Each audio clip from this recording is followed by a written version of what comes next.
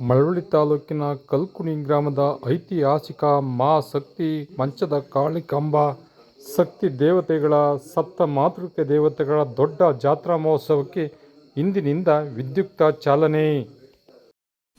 ಮಳವಳ್ಳಿ ತಾಲೂಕಿನ ಕಲ್ಕುಣಿ ಗ್ರಾಮದ ಇತಿಹಾಸ ಪ್ರಸಿದ್ಧ ಶ್ರೀ ಮಹಾಶಕ್ತಿ ಮಂಚದ ಕಾಳಿಕಾಂಬ ಸೇರಿದಂತೆ ಸಪ್ತ ಮಾತೃಕೆಯರ ದೊಡ್ಡ ಹಬ್ಬ ಜನವರಿ 15ರಿಂದ 23ರವರೆಗೆ ಲಕ್ಷಾಂತರ ಜನಸ್ತೋಮದ ನಡುವೆ ಬಹುವಿಜೃಂಭಣೆಯಿಂದ ಜರುಗಲಿದೆ. ಸೋಮವಾರ ಸಾಯಂಕಾಲ 6:30 ಸಮಯದಲ್ಲಿ ಕಲ್ಕುಣಿ ಗ್ರಾಮದ ಸೊಸೈಟಿ ಆವರಣದಲ್ಲಿ ಸುದ್ದಿಗೋಷ್ಠಿ ನಡೆಸಿ ಹಬ್ಬದ ಆಚರಣೆ ಕುರಿತ ಪ್ರಮುಖ ಅಂಶಗಳನ್ನು ವಿವರಿಸಿದ ಶ್ರೀ ಮಂಚದ ಕಾಳಿಕಾಂಬ ದೇವಸ್ಥಾನದ ಆಡಳಿತ ಮಂಡಳಿ ಅಧ್ಯಕ್ಷರಾದ ಎನ್ ನಂಜೇಗೌಡ, ಆಡಳಿತ ಮಂಡಳಿ ಪ್ರಮುಖರು, ಮಾಜಿ TAPCMS ಅಧ್ಯಕ್ಷರೂ ಆದ KJ ದೇವರಾಜ್ ಅವರುಗಳು ಶ್ರೀ ಮಂಚದ ಕಾಳಿಕಾಂಬ, ಶ್ರೀ ವಿಜಯನಗರೇಶ್ವರಿ, ಶ್ರೀ ಹಿರಿಯ ಮಂಚದ ಕಾಳಿಕಾಂಬ, ಶ್ರೀ ಮನಿಯಮ್ಮ, ಶ್ರೀ ಬೆಟ್ಟದರಸಮ್ಮ, ಶ್ರೀ ಕನಕಡ್ಡಯ್ಯ, ಶ್ರೀ ಮುಖದ ದೇವರು, ಮೂಗದೇವಮ್ಮ, ಶ್ರೀ ಪಟ್ಟಳದೇವಮ್ಮ ಸೇರಿದಂತೆ ಸಪ್ತ ಮಾತೃಕೆಯರ ಆರಾಧನೆ ಐತಿಹಾಸಿಕ ಹಬ್ಬ ಇದಾಗಿದೆ.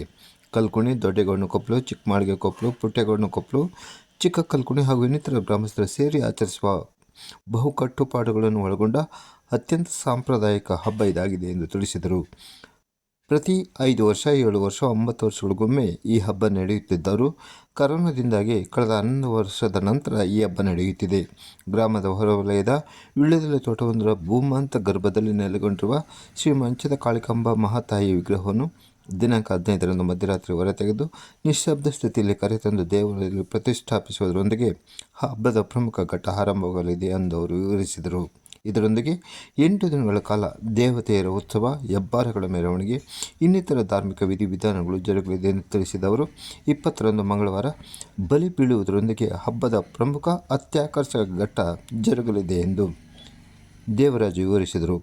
ಅಂದು ರಾತ್ರಿ 11:30ರ ಸುಮಾರಿಗೆ ಮನೆಯಮ್ಮ ಲಕ್ಷ್ಮೀದೇವಮ್ಮ ದೇವಸ್ಥಾನದಲ್ಲಿ ಅರ್ಚಕರು ಬಲಿ ಬೀಳಲಿದ್ದು, ಬಲಿಯನ್ನು ಚಾವಡಿ ಮುಂಭಾಗ ಪವಡಿಸಿರುವ ಶ್ರೀ ಮಂಚದ ಕಾಳಿಕಾಂಬ ದೇವಿ ಮುಂದೆ ತಂದಿಟ್ಟು ಮುಖದ ದೇವರು ಅದರ ಸುತ್ತ ಕುಣಿಯುವುದು ಹಬ್ಬದ ಪ್ರಮುಖ ಹಂತವಾಗಿದೆ ಎಂದು ವಿವರಿಸಿದರು.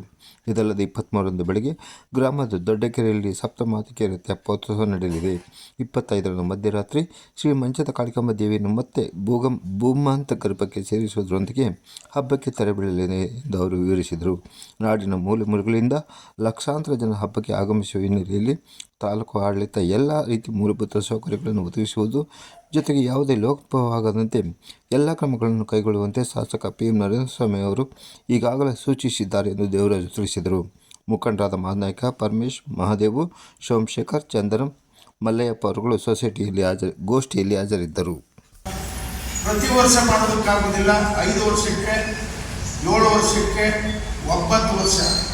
ಈ ಸಾರಿ ಏನಾಯಿತು, 9 ವರ್ಷಕ್ಕೆ ಕೊರೋನಾ ಸೋಂಕಿದ್ದರಿಂದ ಜಿಲ್ಲಾಧಿಕಾರಿಗಳು ಬೇಡಿ ಸಿಂಪ್ಟಮ್ಸ್ ಇದೆ ಅಂದಾಗ 11 ವರ್ಷಕ್ಕೆ ನಡೀತಾ ಇದೆ. ನಿಮ್ಮೆಲ್ಲರ ಸಹಕಾರ ಇರಲಿ.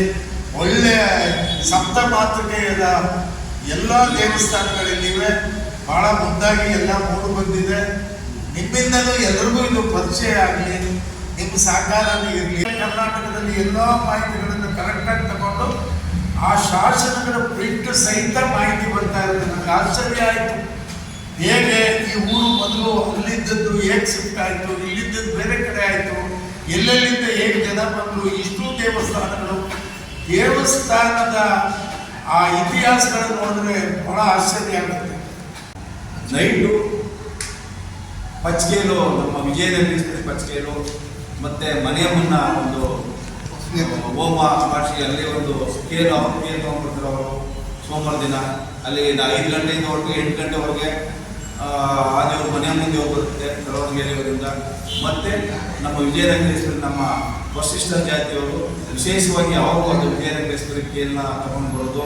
ಇಡೀ ಗ್ರಾಮ, ನಮ್ಮ ಸುತ್ತಮುತ್ತ ಗ್ರಾಮ ಎಲ್ಲ ಅವತ್ತು ಸೋಮವಾರ ದಿನ 8:30, 9 ಗಂಟೆಗೆ ಅಲ್ಲೆಲ್ಲ ಪೂಜೆ ಮಾಡಿ ಬಾಯಿ ಬೀಗ ಹಾಕೊಂಡು ಅಲ್ಲಿ ಕಳೆದ ಸಾವಿರಾರು ಜನ ಆ ಕೆರೆಯ ಮೇಲೆ ಫುಲ್ಲು ಎಲ್ಲ ಮನೆ ಒಬ್ಬರು ಹೇಗಿರ್ತಾರೆ ಮನೆಯಲ್ಲಿ ಎಲ್ಲರೂ ಸಹ ಆ ಒಂದು ಕೆರೆ ಹತ್ರ ಹೋಗಿ ಆ ಒಂದು ಕೇರಳ ತರುವಾಗ ಬಾಯಿ ಬೀಗ ಹಾಕ್ಸ್ಕೊಳ್ಳೋರು, ವಿಜೃಂಭಣೆ ಎಲ್ಲರೂ ಜೊತೆಲಿ ಮೆರವಣಿಗೆ ಮಾಡಿಕೊಂಡು ಅದ್ದೂರಿಯಾಗಿ ತಮಗೆ ನಗರ ಕಲಾ ತಂಡಗಳು ಎಲ್ಲ ಮುಖಾಂತರವಾಗಿ ಆ ದೇವರ ಉತ್ಸವ ಈ ವಿಜಯನಗರೇಶ್ವರವರಿಗೆ ಆ ಸೋಮವಾರ ದಿನ ವಿಶೇಷ ಮಂಗಳವಾರ ಕಾರ್ಯಕ್ರಮ, ಬಲಿಗಳು ಮತ್ತು ದೇವೋತ್ಸವ ಇವೆಲ್ಲ ಕಾರ್ಯಕ್ರಮ ಮಂಗಳವಾರ ಯಥೇಚ್ಛವಾಗಿ ಜನಸಂಖ್ಯೆ ಸೇರೋದು. ಸೋಮವಾರದಿಂದ ಮಂಗಳವಾರದಿಂದ ಬುಧವಾರ ಧೂಳು ಬರಿ ಅಂತ ಮಾಡ್ತೀವಿ, ನಾನ್ ವೆಜ್.